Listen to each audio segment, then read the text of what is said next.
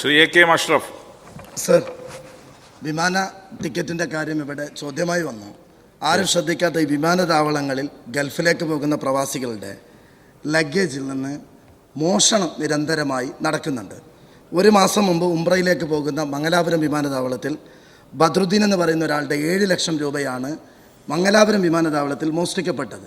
ഞാൻ ഇടപെട്ടു, അവിടെ FIR കമ്മീഷനോട് സംസാരിച്ച് ഇടാനൊക്കെ പറഞ്ഞിട്ടുണ്ട്. ബഹുമാന്യ CM-ന്റെ ശ്രദ്ധയിൽപ്പെടുത്തിയിട്ടുണ്ട്.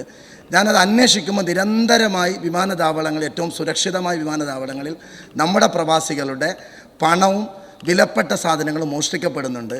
ഇതിനെതിരെ നമുക്ക് ഏതെങ്കിലും രീതിയിൽ ബന്ധപ്പെട്ടുകൊണ്ട് നമ്മുടെ സംസ്ഥാനത്തെ പ്രവാസികളുടെ പ്രശ്നം പരിഹരിക്കാൻ ഒരു ഇടപെടൽ നടത്താൻ കഴിയുമോ? Yes minister.